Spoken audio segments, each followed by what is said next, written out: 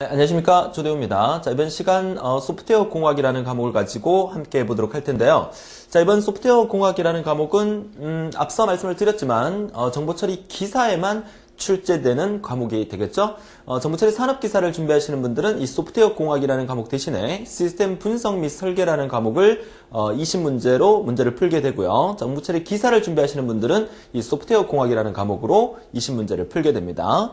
자, 하지만 사실 그 내용 자체는 거의 뭐 한 50% 이상은 비슷하다고 보시면 되겠습니다. 그래서 앞서 강의에서도 말씀을 드렸지만 정보처리 기사를 준비하시는 여러분들은 정보처리 산업기사는 시험을 오후에 칠 수 있기 때문에 원서 접수하실 때 반드시 기사와 산업기사를 동시에 접수하셔서 오전에 기사를 치시고 오후에 산업기사를 치는 방향으로 학습을 해주시는 게 훨씬 낫다라고 말씀을 드리고 그래서 여러분 강의실 내에는 소프트웨어 공학이라는 과목도 있고 또 시스템 분석 및 설계라는 과목도 같이 넣어놨기 때문에 전체 여러분 강의실에는 총 6과목이 보이실 겁니다.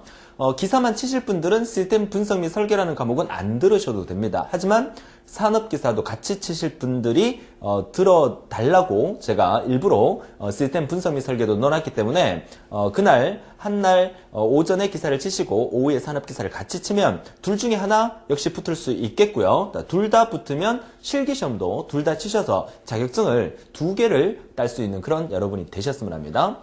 정보처리 자격증, 정보처리 기사도 있고 산업기사도 있으면 이력서 쓸 때 정보처리 기사 취득 이렇게만 적지 마시고 정보처리 기사 취득 그리고 정보처리 산업기사 취득 이렇게 둘 다 적어주시면 다른 건 몰라도 이 사람 참 부지런하구나, 그죠? 하나만 따는 것보다 2개씩이나 땄구나 이런 생각을 할 수 있기 때문에 아무래도 조금 가산점이 있지 않을까요? 제 나름대로의 생각입니다. 자, 소프트웨어 공학에 대한 개념을 이번 시간 시작을 하게 될 건데, 자, 이번 시간에 공부하게 될 이 소프트웨어 공학이라는 이 과목은 이번 시간에 전반적인 소프트웨어와 또 시스템에 대한 얘기와 또 소프트웨어 공학의 개념, 또 소프트웨어의 생명 주기에 대해서 이번 시간에 함께 공부해 볼 텐데요. 자, 이 강의를 소프트웨어 공학이라는 과목을 진행을 하면서는 상당히 제가 막 마음이 흥분됩니다. 자, 왜냐하면 소프트웨어라는 자체가 컴퓨터의 프로그램을 의미하는 거죠. 우리는 지난 전자계산기 구조라는 과목에서 컴퓨터의 하드웨어를 중점적으로 공부를 했다면 지난 운영체제를 통해서 소프트웨어 중에서 시스템 소프트웨어에 대해서 중점적으로 공부를 한 거고요. 이번 소프트웨어 공학을 통해서 지금까지 우리가 공부했던 이 소프트웨어라는 부분을 왜 그만큼 중요시하는가, 오늘날은 왜 소프트웨어 공학이라는 학문까지 생겨버렸는가, 자, 그 이유에 대해서 여러분들이 좀 알아두셔야 되는 부분이 참 안타까운 현실들이 상당히 많아요. 무슨 말이냐면 컴퓨터가 제대로 동작하려고 그러면 기계적인 하드웨어가 존재를 해야 되고 그 하드웨어를 움직여 줄 수 있는 소프트웨어가 반드시 필요하다는 거죠. 그런데 이 소프트웨어 개발하는 사람들의 수가 너무너무 부족하고 소프트웨어 개발하는 사람들을 우리가 뭐라 부르냐면 프로그래머라고 부르잖아요. 그런 프로그래머들의 수도 부족할 뿐더러 프로그래머가 열심히 프로그램을 개발했는데도 불구하고 사실 우리가 어떤 직업을 가지고 그 직업을 가지고 열심히 일을 하면 보상이 따라야 되잖아요. 그만큼 급여가 주어져야 되고 내가 프로그램을 개발함으로써 돈도 많이 벌어야 되잖아요. 근데 소프트웨어 개발자들이 그렇게 돈을 많이 벌지를 못하고 있습니다.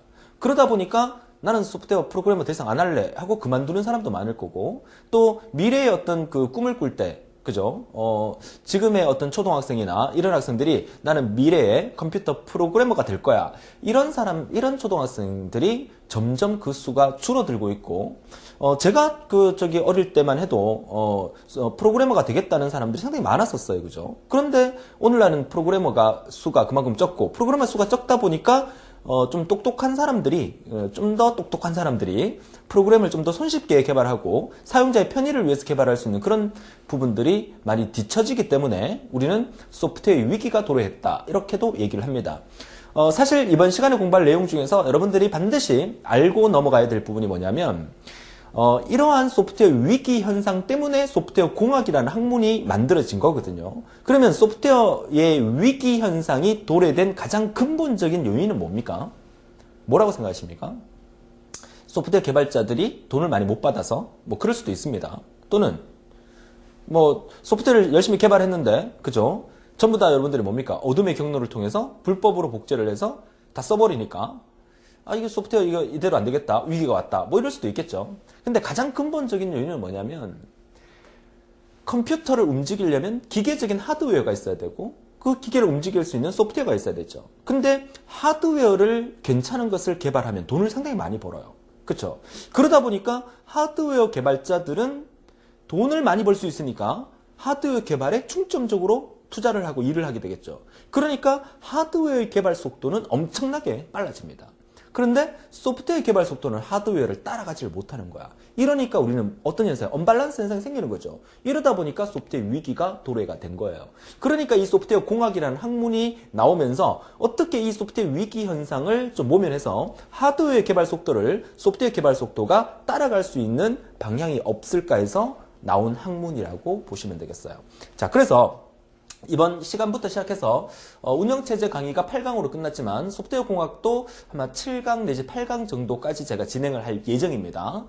이번 이 소프트웨어 공학이라는 과목이 끝날 때까지 여러분들은 반드시 집중하셔서 이 소프트웨어 공학이라는 학문이 상당히 중요하다는 의미를 깨닫고 오늘날 하드웨어의 개발 속도를 발맞춰서 소프트웨어가 개발될 수 있는 그런 상황을 만들기 위해서는 우리가 해야 될 일이 어떤 일들이 있는가 이런 부분들을 좀 생각하면서 들여다보시면 좀 더 쉽게 여러분들이 접할 수 있지 않을까 그렇게 생각을 합니다. 자, 그래서 첫 번째 화면을 통해서 소프트웨어 공학에 대한 개념을 먼저 알려드리는데요. 일단 소프트웨어 공학의 개념을 이해하려면 소프트웨어가 구체적으로 이론적으로 무엇인지 알아봐야 되겠죠. 소프트웨어는 하드웨어를 동작시켜서 사용자가 작업을 편리하게 수행하도록 하는 프로그램, 그리고 자료 구조 등을 총칭해서 우리는 소프트웨어라고 한다. 그죠? 다른 말로 그냥 프로그램이다. 이렇게 얘기를 하죠. 자, 우리는 그 소프트웨어를 크게 두 가지로 구분합니다. 소프트웨어는 크게 시스템 소프트웨어와 응용 소프트웨어로 구분하거든요. 그러면 시스템 소프트웨어를 다른 말로 운영체제, 오퍼레이팅 시스템이라고 하고 또 응용 소프트웨어를 우리가 종류가 시스템 소프트웨어에 속하는 운영체제를 제외한 나머지 대부분의 응용 프로그램, 우리가 보통 어플리케이션, 앱이라고 얘기를 하죠. 그러니까 그런 어플리케이션 전체를 우리가 응용 소프트웨어라고 하는데 여기서 말하는 이 소프트웨어 부분은 뭐 운영체제에 해당되는 시스템 소프트웨어뿐만 아니라 응용 소프트웨어의 대부분을 개발하는 데 있어서의 정의를 내리고 있는 겁니다. 자, 프로그램들의 사용과 운영을 기술하는 문서까지도 소프트웨어의 한 부분에 포함시킬 수 있다. 자, 여러분이 알고 있는 소프트웨어는 뭐 CD라는 디스크라든지 하드디스크라든지 그 보조 기억 장치에 저장되어 있는 프로그램만 소프트웨어라고 정의를 할 수 있지만 실제로 그 소프트웨어를 만들기 위해서 어떠한 절차를 통해서 만들었다는 것을 문서로 기술한 것도 일련의 소프트웨어라고 정의를 할 수 있다. 이 얘기를 하는 거죠. 시험 문제에서 소프트웨어에 대한 개념으로 틀린 것을 했는데 여러분들이 문서화된 게 이게 무슨 소프트웨어야 해서 그걸 답으로 하는 경우가 종종 있었습니다. 그러니까 문서까지도 소프트웨어에 포함시킨다는 거 반드시 알아두시고요. 자, 그러면 이러한 소프트웨어의 특성은 프로그램입니다. 소프트웨어의 특성은 공학적으로 잘 작성된 소프트웨어, 다시 말해서 좋은 소프트웨어가 뭐냐? 그죠? 우리가 프로그래머들이 개발한 프로그램 중에서 좋은 프로그램이 뭐냐는 얘기죠. 한 11가지 정도가 시험 문제에 다 나왔던 문장들입니다. 그 첫 번째가 사용자가 원하는 대로 동작해야 된다. 뭐 당연한 말이죠. 소프트웨어는 사용자가 필요로 해서 개발이 되는 거예요. 그러니까 당연히 사용자가 원하는 대로 동작이 돼야 된다. 이런 문장들은 따로 외우지 않아도 여러분들이 소프트웨어가 뭐냐, 누구를 위해서 개발된 거냐, 이 개념을 알고 있다면 그냥 쭉 읽어도 여러분들이 충분히 외우지 않아도 이해할 수 있는 부분이죠. 자, 일정 시간 내에 주어진 조건 하에서 원하는 기능을 실행할 수 있어야 된다. 당연하죠. 신뢰성이 높아야 하고 효율적이어야 하고요. 잠재적인 에러가 가능한 적어야 합니다. 소프트웨어를 개발해놓고 이따가 나중에 소프트웨어 개발 방법론에 대해서 우리가 공부를 하게 되겠지만 에러가 없을 수는 없어요. 개발해놓고 분명히 에러가 생깁니다. 그러한 에러가 최대한 적어야 된다는 의미를 하고 있는 거고요. 유지 보수가 상당히 중요하죠. 소프트웨어가 문제가 생겼으면 반드시 그 문제를 해결해야 되는 것을 우리가 유지 보수로 간다면 유지 보수가 쉽게 이루어져야 된다는 겁니다. 제가 이 소프트웨어 공학 강의를 시작하면서 막 흥분된다고 얘기를 했었죠. 왜 흥분되냐면 정말 소프트웨어 개발자들 보면 짜증나요. 이런 말 드려도 될지 모르겠지만 짜증나요. 왜냐하면 처음 소프트웨어 개발자는요. 제 개인적인 생각에는, 물론 그 회사에서 뭐 급여 문제라든지, 뭐 인간관계 문제라든지 이런 것도 있겠지만, 어느 한 회사에서 소프트웨어 개발자로 취직을 했다 그러면, 그 회사가 문 닫을 때까지는 근무를 해줘야 됩니다.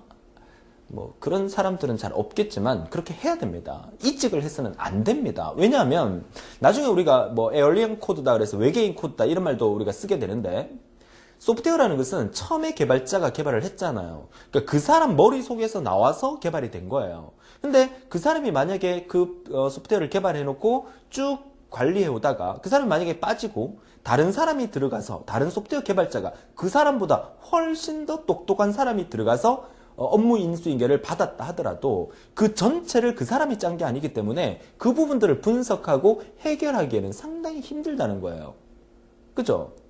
그러니까 그런 부분들 때문에 개발자들이 자꾸 이렇게 이직을 하고 그만두고 이런 모습을 제가 주위에서 많이 지켜보면서 참 안타깝다는 생각을 많이 들어요. 그러니까 회사가 발전되면 회사 입장에서는 그 개발자에게 어느 일정의 노력에 한 대가를 당연히 줘야 되겠지만, 그 노력의 대가를 떠나서 그 소프트웨어 개발자는 자기가 개발한 프로그램이기 때문에 끝까지 유지보수하면서 끌고 나갈 수 있는 그런 어떤 마인드, 그런 게 성립되어야 그 프로그램이 완벽하게 발전할 수 있지 않을까. 자, 그런 개인적인 생각도 해봅니다. 자, 그래서 그 얘기는 나중에 우리가 뒤에 가서 한 번 더 하게 될 겁니다. 좀 열받는 얘기이긴 하지만 하게 될 겁니다. 적당한 사용자가 인터페이스 제공으로 사용이 편리해야 되고요. 남이 알아보기 쉬워야 하고 경제적이어야 하고 문서화가 잘 되어 있어야 된다. 이 말이 중요한 이유는, 그쵸? 이직이 생겼을 경우에, 사람이 바뀌었을 경우에 그 다음 후계자, 그 다음 인수를 받는 사람이 앞에 사람이 짰는 프로그램을 완벽하게 해석할 수 있도록 문서화가 잘 돼야 된다. 업무 인수인계가 완벽해져야 된다. 이 얘기를 하고 있는 거고요. 사용자의 기능 변경이 필요성을 만족하기 위하여 소프트웨어를 진화하는 것이 가능해야 되고, 유지 보수성이 가능해야 되고, 그리고 효율성이 있어야 되고, 사용이 용이해야 된다. 뭐 이런 특징들 11가지가 나오고 있는데, 여러분 시험에 다 나왔던 문장이에요. 다음 중 소프트웨어의 특성에 속하는 게 아닌 것은, 이렇게 출제가 됐다는 거죠. 쭉 한번 읽어보면서 개념적인 부분이기 때문에 이런 문제가 나왔을 때 틀리지 않도록 정리를 해주셔야 합니다. 상당히 많이 나왔던 문제입니다. 자, 이어서 다음 페이지 보도록 할까요? 자, 다음 내려가시면 여러분 그 2번에, 갈로 2번에 소프트웨어 생산성이라는 부분 나오는데, 소프트웨어 생산성이라고 하는 것은 투입된 비용이나 노력 등에 대한 생산성을 의미하는 거고, 투입된 비용에 비해서 개발된 소프트웨어의 품질이 훨씬 더 좋아야 되겠죠. 경제 원칙을 만족해야 되겠죠. 자, 소프트웨어 생산성에 영향을 미치는 요소로서는 당연히 프로그래머, 개발자의 능력이 중요하고요. 또 원활한 팀 간의 의사 전달이 완벽하게 이루어져야 되고요. 자, 제품의 복잡도에 대해서도 최소한 복잡하지 않도록 명료하게 그렇게 소프트웨어가 개발이 돼야 되겠죠. 자, 소프트웨어 문서의 표준으로 부분을 얘기하는 것은, 문서가 표준화되었다는 것은 누구나 알아볼 수 있도록 쉽게 작성되었다는 의미를 나타내는 말이고요. 소프트웨어 문서 표준이 되었을 때 개발자가 얻는 이익은 분석과 설계가 용이할 거고요. 유지보수가 용이할 거고, 확장성이 좋아질 거다는 얘기죠. 회사가 발전하면 발전할수록 그 회사에서 필요로 한 소프트웨어는 계속해서 회사의 발전과 더불어 발전해 나가야 된다는 사실이죠. 계속 발전해 나간다는 것은 회사가 성장했다고 해서 그동안 회사에서 사용하고 있던 그런 회사 관련 소프트웨어들을 한꺼번에 뒤엎을 수는 없어요. 그동안 사용해 왔던 거에다가 추가적으로 보완하고 필요 없는 거는 빼내고 이런 과정이 이루어진다는 거. 그걸 우리가 뭐라 부른다? 유지보수라고 부르는 거잖아요. 그런 유지보수들이 좀 더 쉽고, 그죠? 명료하게 만들어져야 된다는 그런 과정이 소프트웨어 공학이라는 과목에서 소프트웨어 개발에서 상당히 중요하다는 의미를 나타내고 있습니다. 자, 소프트웨어 공학에 대한 개념을 지금 설명을 드리고 있는데, 소프트웨어에 대한 의미와 소프트웨어의 특성에 대해서 우리가 알아봤고요. 이어서 시스템에 대한 얘기를 좀 해봐야 되는데요. 자, 시스템이라고 하는 것은 구조다, 어떤 체계다, 뭐 이런 뜻인데요. 퓨전이다, 융합이다, 이런 얘기를 제가 좀 드리고 싶은데요. 우리가 지난 시간에도 제가 말씀을 드렸지만, 실리콘밸리에 내에 가면 정말 엄청나게 아이디어가 좋은 상품들이나 뭐 기계들이나 프로그램들이 많이 개발되고 있지만, 그렇게 많이 개발되고 있는 것들 중에서 거의 90%는 사라져 버립니다. 자, 그 이유는 뭡니까? 판로가 없어서. 그죠? 아무리 좋은 거지만 판매할 데가 없다는 얘기죠. 그러면 그 소프트웨어는 어떻게 됩니까? 아무리 좋은 기능을 갖고 있지만 사장이 돼버린다는 얘기죠. 자, 그렇다는 얘기는 우리가 이 퓨전이라는 그 융합을 하게 되면 이용할 수 있지 않을까? 예를 들어서 A라는 회사가 A라는 제품을 개발했고 B라는 회사가 B라는 제품을 개발했고 근데 이 A라는 제품과 B라는 제품은 단독으로는 어디 판로가 없단 말이죠. 근데 A라는 제품과 B라는 제품이 융합되면 엄청난 부가가치를 만들어낼 수 있는 그런 상품이 만들어질 수도 있다는 얘기입니다. 그죠? 자, 여기서 설명하고 있는 시스템이라는 개념도 마찬가지입니다.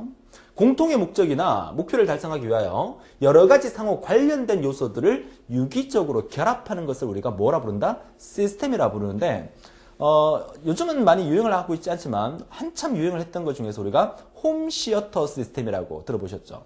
홈시어터 시스템 뭡니까? 가정에서 영화관처럼 영화를 볼 수 있는 시스템. 그게 뭡니까? 대형 스크린이 있어야 될 거고요. 그 다음에 영화관처럼 돌비 스테레오로 들을 수 있는 5.1 채널 이상의 스피커 시스템이 갖춰줘야 될 거고 거기다가 예를 들어 소파라든지 그죠? 그런 시스템이 어떻게 해요? 융합이 되어서 하나의 홈시어터 시스템이라는 게 만들어지는 거죠. 근데 그 홈시어터 시스템을 개발하는 업자가 홈시어터 시스템을 만드는 게 아니라 삼성이라는 회사에서 큰 100인치 TV가 있으면 100인치 TV를 하나 딱 사오고 그 다음에 오디오 전문 회사에서 오디오 시스템을 사오고 그렇게 해서 TV랑 연결해서 완벽한 영화관 형태의 방을 꾸며 나가는 거. 이게 홈시어터 시스템이라는 거. 그러니까 결국 홈시어터 시스템에서 얘기하는 게 뭐야? 상호 관련된 요소들을 유기적으로 결합하는 것이다. 융합 기술이다. 이런 얘기죠. 시스템에 대한 개념을 정확하게 알아두셔야 합니다. 자, 그렇다면 소프트웨어는 독립적으로 존재할 수 없으므로 컴퓨터를 기반으로 하는 여러 시스템과 관련을 맺어서 상호 동작을 해야 된다. 자, 내가 프로그램을 하나 개발을 했어요. 근데 이 프로그램은 뭡니까? 프로그램 자체가 눈에 보이지 않는 프로그램이에요. 이 프로그램은 뭐야? 하드웨어라는 컴퓨터에 설치를 해야만 컴퓨터가 돌아가면서 그 프로그램을 쓸 수 있는 거잖아요. 그렇죠? 그런 개념이라고 보시면 되겠어요. 그래서 시스템의 구성 요소에는 어떻게 돼 있다? 어떤 데이터가 입력이 돼야 되겠죠. 그 입력이 있으면 그 데이터를 처리할 거고 그 처리 결과를 출력을 하게 될 겁니다. 출력을 했을 때 그 결과물이 좋지 않으면 다시 피드백해서 입력 과정으로 돌아가서 다시 한번 처리하고 출력을 하는데 이 입력과 처리와 출력을 모두 통제하는 시스템이 바로 컨트롤 제어 시스템이다. 이걸 나타내는 그림입니다. 실제로 시험 문제에서 이 그림이 한번 출제된 적도 있었어요. 여기에 갈로 딱 비워놓고 갈로 안에 들어갈 수 있는 내용은 무엇이냐 이렇게 나온 적도 있습니다. 과거에. 그죠? 자, 시스템의 구성 요소에 대한 그림을 잘 이해를 하시면서 그럼 여기 있는 구체적인 설명이 밑에 나오죠. 자, 입력이라는 것은 당연히 처리 방법, 데이터를 투입하는 것을 의미하는 거고 처리라는 것은 처리하는 거. 그죠? 출력이라는 것은 내가 원하는 산출물을 만들어내는 것. 그 다음에 제어라는 것은 감독하는 것. 세 가지를 모두 다 감독을 하고 있습니다. 피드백이라는 것은 뭡니까? 자, 출력물이 내가 원하는 결과가 나오지 않았을 때 반복으로 처리를 함으로써 올바른 데이터가 나오게끔 처리해주는 과정을 피드백이라고 한다. 그래서 이번 페이지를 통해서 우리는 시스템에 대한 개념을 정확하게 우리가 알고 있어야 되는데 시스템이 뭐다? 핵심적인 건 뭐야? 상호 관련된 요소들을 유기적으로 결합한 것을 우리가 시스템이라고 한다. 시스템에 대한 정의를 묻는 문제가 출제가 됐었습니다. 산업기사에서는 과목 자체가 소프트웨어 공학이 아니라 시스템 분석 및 설계이기 때문에 시스템의 개념이 산업기사에서는 훨씬 더 중요하다고 말씀을 드리고요. 그렇기 때문에 여러분들은 지금 공부하고 있는 이 내용이 산업기사, 정보처리 산업기사에서 시스템 분석 및 설계 과목에서 이 내용이 나올 수도 있다는 얘기입니다. 그쵸? 어차피 공부하는 거, 그쵸? 한번 쳐보라는 얘기를 또 한번 해드립니다. 자, 좋아요. 또 너무 제가 좀 흥분해서 또 이 부분에 대해서 얘기를 한 것 같은데, 자, 넘어가서 이제 본격적으로 흥분을 한번 해보도록 하죠. 소프트웨어 공학이라는 페이지, 그죠? 다음 페이지 넘겨보세요. 1.2 단원에. 자, 소프트웨어 공학. 자, 소프트웨어 공학이라는 것은 가장 경제적으로 신뢰도 높은 소프트웨어를 만들기 위한 방법을 연구하기 위해서 개발된 학문이 소프트웨어 공학이다라고 얘기를 하고요. 소프트웨어 공학에 대한 여러 가지 형태를 이제 정의를 하면 시험에 나왔던 문장들이에요. 소프트웨어 개발, 운영, 유지, 보수, 폐기, 처분에 대한 체계적인 접근 방안을 연구하는 학문. 자, 지정된 비용과 기간 내에서 소프트웨어를 체계적으로 생산하고 유지 보수하는 데 관련된 기술적이고 관리적인 어떤 원리를 공부하는 학문. 그죠? 지금 우리는 소프트웨어 공학에 대한 정의를 내리고 있습니다. 자, 과학적인 지식을 소프트웨어 설계와 제작에 응용하는 것이고 이를 개발, 운영, 유지, 보수하는 데 필요한 문서를 정확하게 작성하는 과정을 배우는 학문. 그죠? 자, 이런 학문을 소프트웨어 공학이라는 학문을 우리가 공부를 하면서 오늘날 소프트웨어 위기 현상을 해결하기 위해서 우리가 한 몫을 하게 되는 거죠. 그러니까 컴퓨터 공학과 또는 뭐 컴퓨터 교육학과, 우리 컴퓨터 관련된 학과에서는 적어도 3학점짜리로 이 소프트웨어 공학이라는 과목을 배우게 됩니다. 그죠? 그러니까 컴퓨터를 전문적으로 이제 배워서 이제 그 취업을 해서 일을 할 그런 인재들에게 소프트웨어 공학이라는 학문은 그만큼 중요하다는 것을 나타내는 말이죠. 그죠?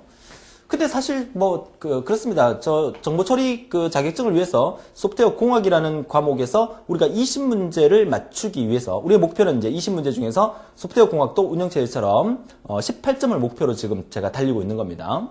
자, 20문제 중에서 18개를 맞는 걸 목표로 달리고 있는데 이 소프트웨어 공학이라는 이 과목 자체가 우리가 그 수업 시간에 지금 몇 시간? 한 그 7강 내지 8강 정도 제가 수업을 진행할 거라고 말씀드렸죠. 그러면 시간으로 따지면 1시간 강의를 진행을 한다 그러면 총 한 7시간 내지 8시간 만에 이 소프트웨어 공학의 전부를 여러분한테 설명드린다는 것은 사실 불가능한 일이에요. 그죠?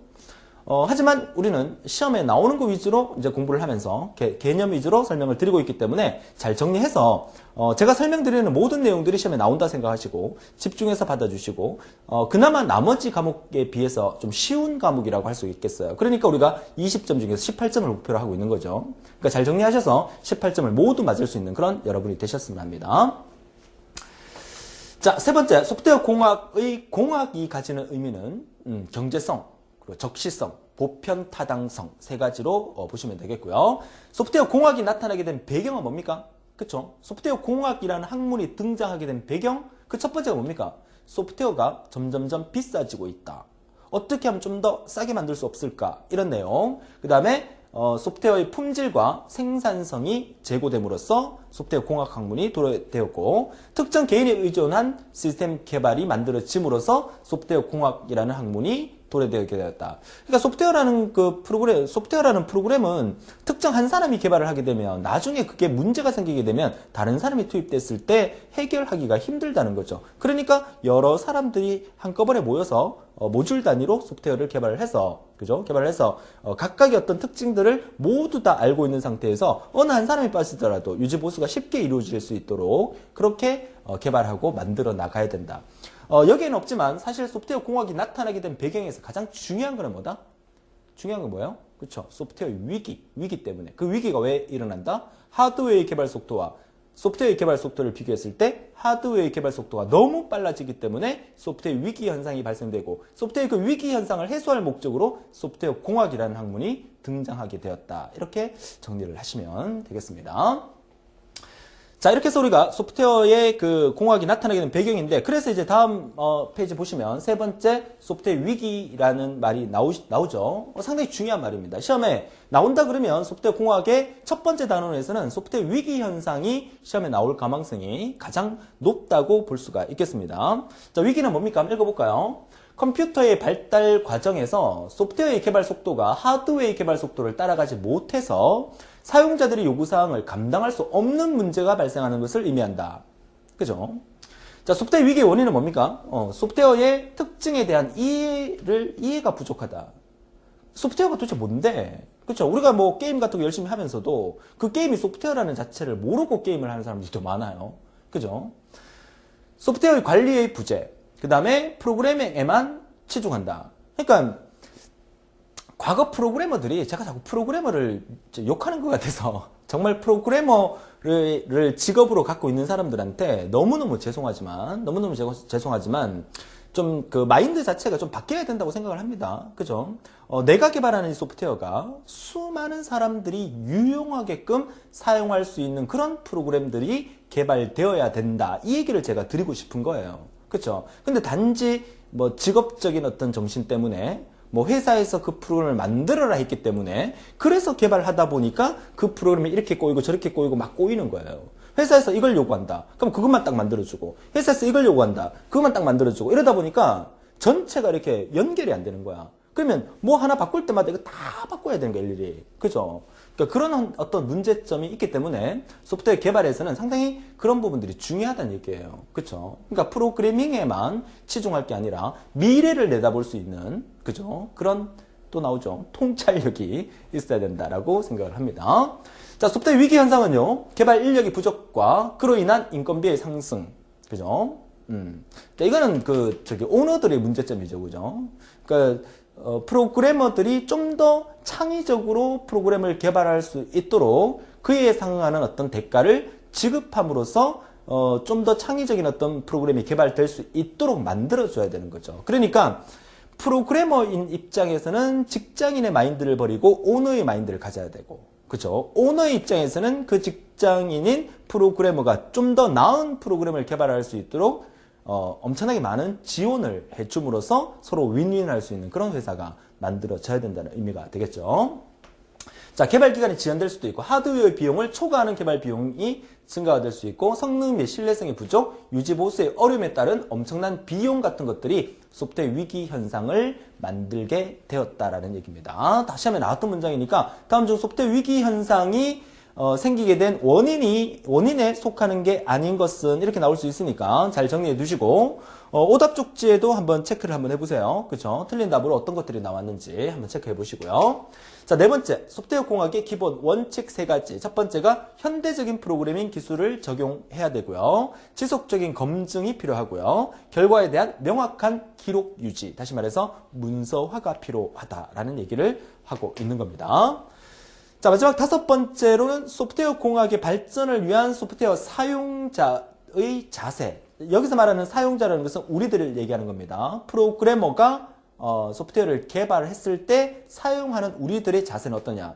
프로그래밍 언어와 알고리즘의 최근 동향을 주기적으로 파악해야 된다. 뭐 사실 우리가 이런 것까지 파악할 그거는 아니지만 어떤 형태의 프로그래머로 만들어졌는가에 대한 얘기를 하고 있는 거죠. 컴퓨터의 이용 효율이나 워크스테이션에 관한 정보를 체계적으로 데이터베이스화 해야 되고, 바이러스에 대한 예방에 대한 만전을 기해서 시스템의 안전을 확보해야 된다. 실제 사용하고 있는 비전공자 입장에서를 얘기하는 게 아니라 소프트웨어 공학의 발전을 위한, 그죠? 발전을 하기 위해서 사용자 또는 뭐 개발자 이런 사람들이 총괄적으로 이제 생각해야 되는 그런 마인드를 의미한다라고 보시면 되겠습니다.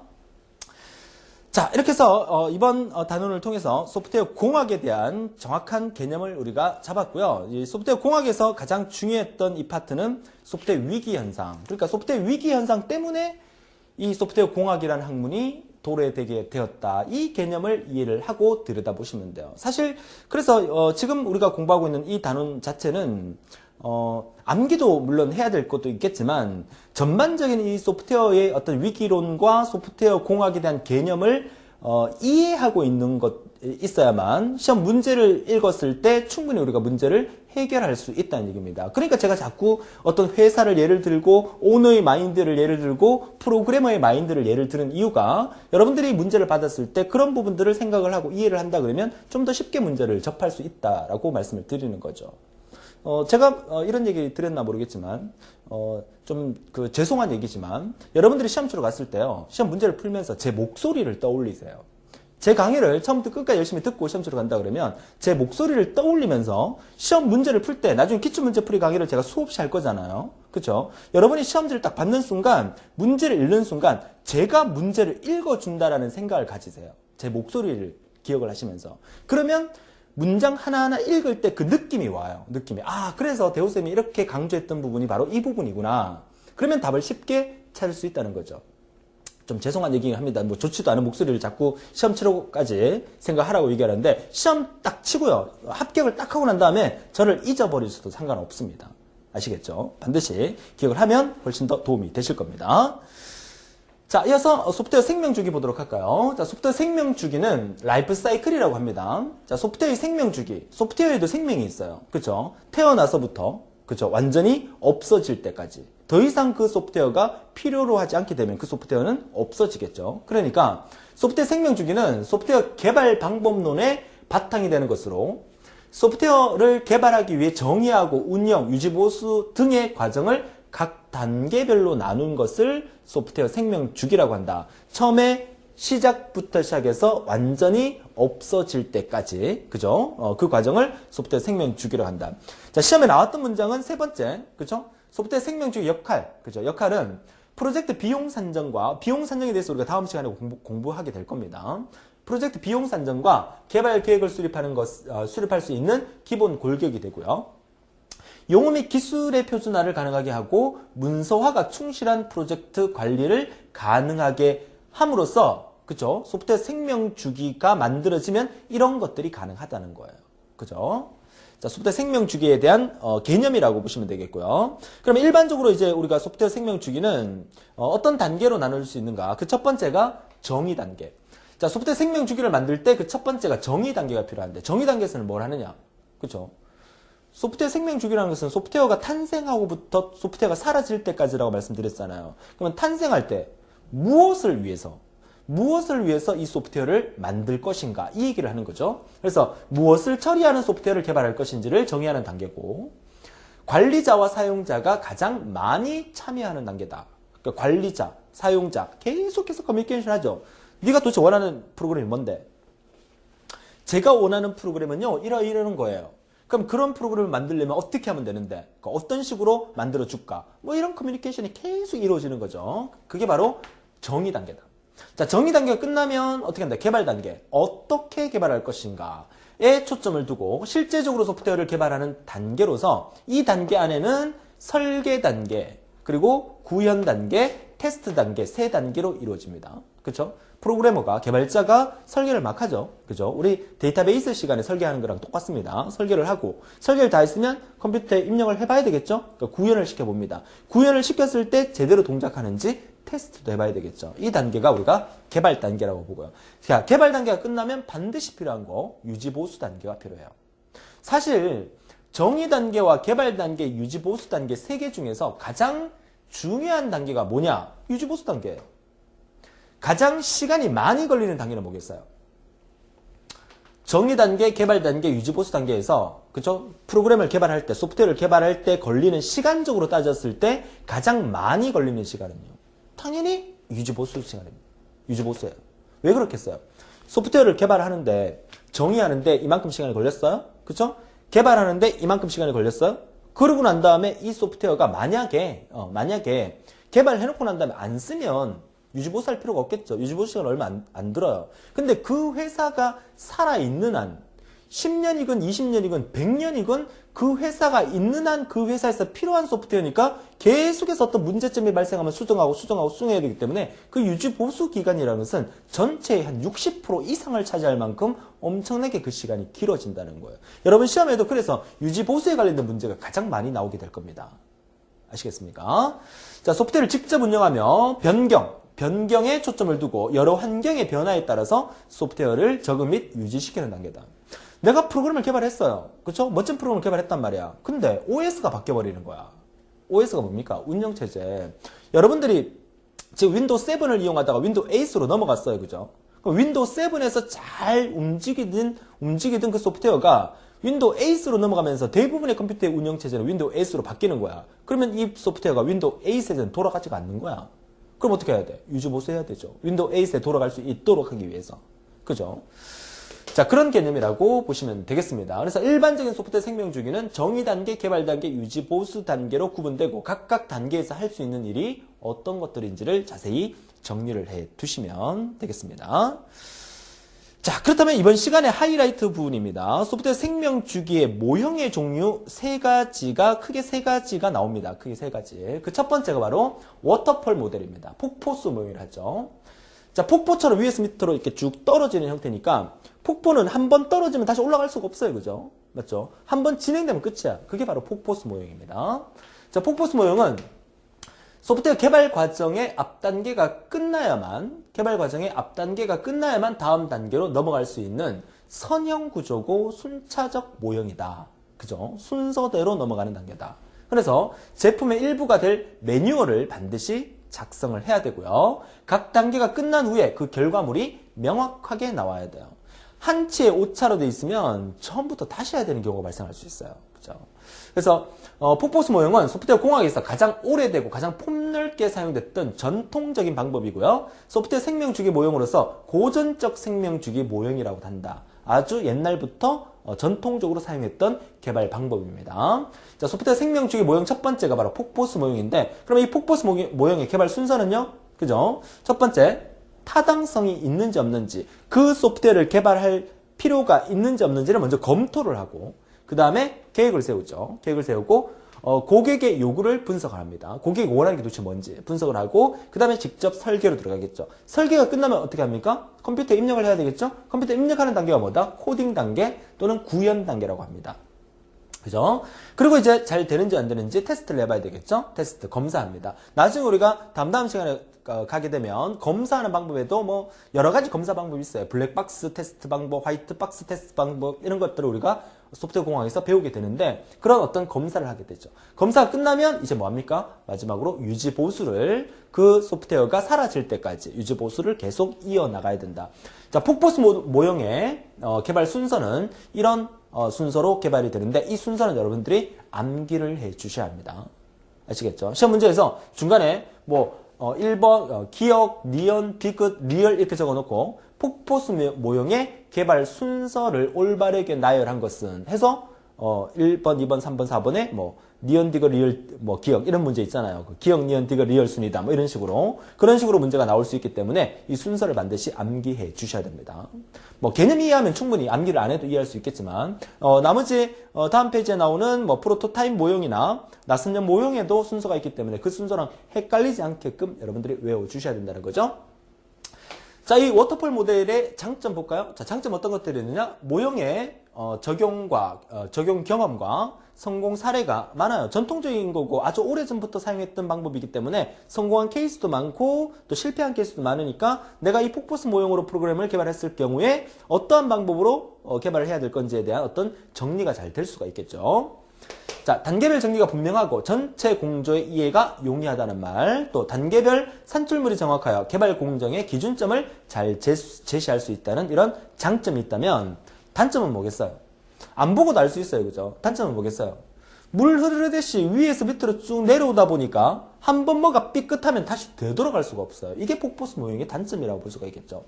자, 읽어볼까요? 개발 과정 중에 발생하는 새로운 요구나 경험을 설계에 반영하기가 어려워요. 그죠? 처음부터 사용자들이 모든 요구사항을 명확하게 사용자가 말해줘야 돼요. 한번 시작하면 되돌릴 수가 없어요. 그쵸? 자, 단계별로 오류 없이 다음 단계로 진행해야 하는데, 현실적으로 오류 없이 다음 단계로 진행하기에는 어려움이 있다. 이런 것들이 폭포수 모형의 단점이 되겠어요. 물 흐르듯이 한번 지나가면 되돌릴 수 없다는 거 생각하면 단점 충분히 이해할 수 있겠고요. 장점으로서는 전통적인 방법이기 때문에 여러 가지 형태로 효과적인 부분들이 많다. 이런 것들이 장점이다. 이렇게 정리를 해 두시면 되겠습니다. 자, 그러면 이 폭포수 모형 말고 또 다른 모형이 또 탄생을 했겠죠. 자, 다음 페이지 볼까요? 자, 프로토타입 모형이라 합니다. 프로토타입 모형이라고 하는 것은 모델 하우스 형태다. 이렇게 한번 생각해 볼까요? 건축을 예를 한번 들어보죠. 자, 건축을 예를 든다 그러면 어떤 건물을 하나 지으려고 그래요. 그죠? 건물을 지으려고 그러면 고객의 요구 사항에 따라서 건물을 지어야 되는데, 고객에게 막 이렇게 물어봅니다. 니네 아파트 지어줄 건데 어떻게 지어줄까? 그러면 고객이 뭐 이렇게 지어주세요, 저렇게 지어주세요 막 얘기를 했어요. 그러고 난 다음에 딱 지어놨는데 고객이 딱 들어와서 보고 이거 마음에 안 들어요. 이럴 수도 있잖아. 그러니까 앞으로 내가 이 아파트를 짓기 전에 이렇게 아파트를 지을 겁니다 하고 모델 하우스를 만들어서 고객을 오라 그래서 보여주는 거야. 그럼 보여주면 고객이 들어와서, 아, 있네, 변기도 이렇네, 아, 변기 색깔은 이것보다는 뭐 이런 색깔이 좋을 것 같아, 문고리는 이 모양 말고 이 모양으로 하는 게 좋을 것 같아, 이런 모델 하우스를 통해서 요구사항을 다 받아들여서, 아, 오케이, 그럼 그렇게 지어드리겠습니다 하고 아파트를 올리는 거죠. 그쵸? 자, 그 개념이 바로 이 프로토타입 모형이다. 프로토타입이 모델 하우스다. 이렇게 생각을 하세요. 그래서 시스템의 일부 혹은 시스템의 모형을 만드는 과정으로서, 그죠? 모델 하우스를 만든다는 얘기입니다. 모형을 만드는 과정으로서 요구된 소프트웨어의 일부를 구현하여, 그죠? 뭐 아파트 전체가 만약에 세대가 뭐 1000세대다. 그럼 1000세대를 다 보여주는 게 아니라 한 세대 정도만 모델하우스를 만든다는 얘기죠. 일부를 구현하여 추후 구현 단계에 사용될 골격 코드가 되는 모형을 만들어내는 거고요. 실제 상황이 나오기 전에 가상으로 시뮬레이션을 통해서 최종 결과물에 대한 예측을 할 수 있는 형태의 주기 모형이다. 이렇게 보시면 되겠고요. 최종 결과물이 만들기 전에 의뢰자가 최종 결과물의 일부 또는 모형을 볼 수 있다는 거. 그러니까 모델하우스 생각하니까 문장 내용이 전부 다 쉬워지죠. 그죠? 자, 프로토타입은 발주자나 개발자 모두에게 공동의 참조 모델을 제공할 수 있고요. 구현 단계의 구현의 골격이 될 수 있고, 구축하고자 하는 시스템의 요구사항이 불명확한 경우에 가장 적절하게 적용될 수 있는 그런 형태의 모델이다라고 보시면 되겠습니다. 자, 작업 순서 한번 볼까요? 폭포수 모형과 어떻게 다른지 한번 보세요. 자, 고객의 요구를 수집합니다. 그죠? 수집하고 난 다음에 빠른 설계를 통해서 모델하우스를 빨리 만드는 거죠. 빠른 설계를 통해서 프로토타입을 구축하게 되는 거죠. 모델하우스를 만들어서 고객을 부릅니다. 어떻습니까? 그죠? 고객의 평가를 받고 그 고객의 평가를 가지고 수정을 하죠. 수정을 해서 프로토타입을 조정합니다. 그리고 난 다음에 실제로 구현하는 단계죠. 이해할 수 있겠습니까? 그렇죠. 너무 쉽게 정리가 됩니다. 그래서 모델하우스 개념 생각하시면 되겠어요. 자, 프로토타입 모형의 장점은 사용자 요구사항의 정확한 파악 및 충실한 반영이 가능하다. 요구사항의 변경이 용이하다는 거죠. 폭포수 모델과 비교해서 공부해두는 게 중요합니다.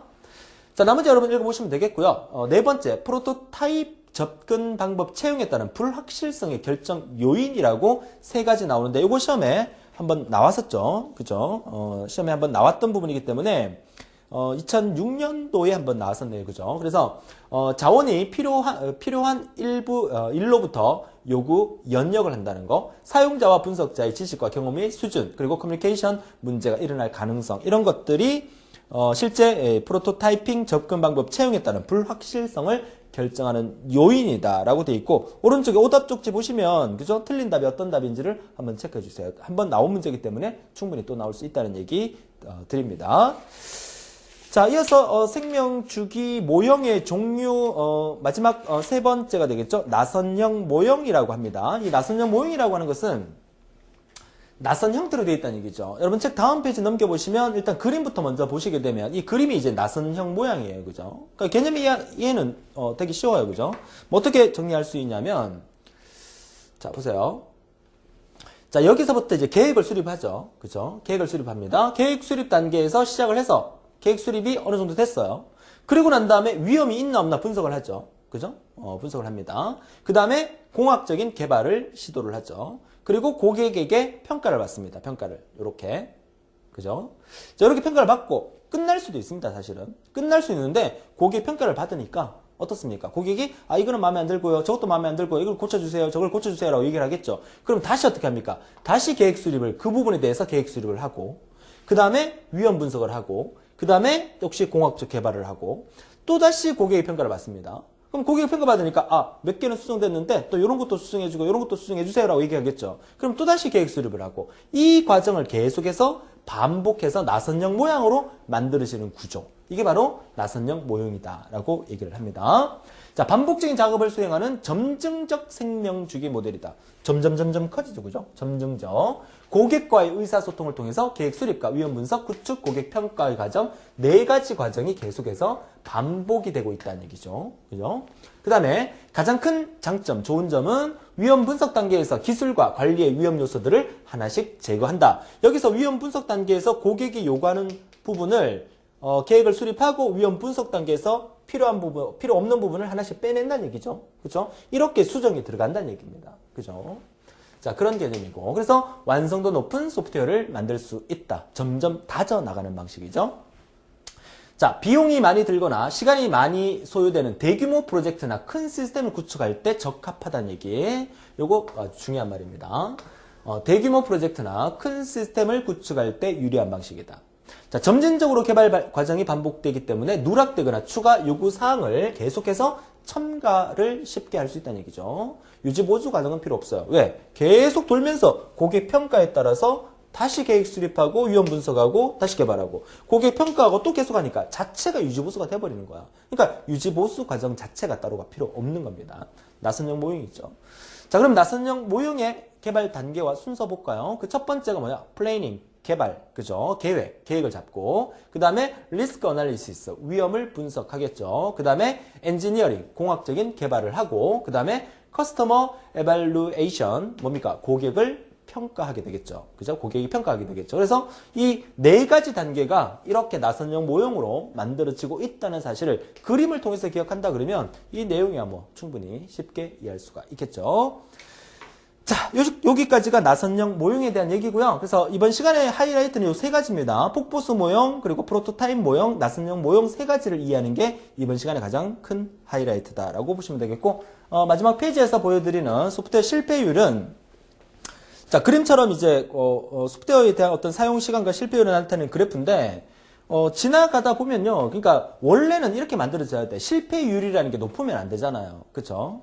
맨 첫 번째 시작을 했습니다. 실패율이 높아요. 그러니까 처음에 이제 소프트웨어를 이렇게 개발하는 시간으로 따지면 처음 개발 시작할 단계에는 처음 만들었으니까 실패할 확률이 높겠죠. 시간이 지나면 지날수록 실패할 확률이 줄어드는 이 그래프가 가장 이상적인 곡선이에요. 그죠? 이상적인 그래프예요. 이렇게 만들어져야 돼. 그죠? 그런데 어떤 경우가 발생한다?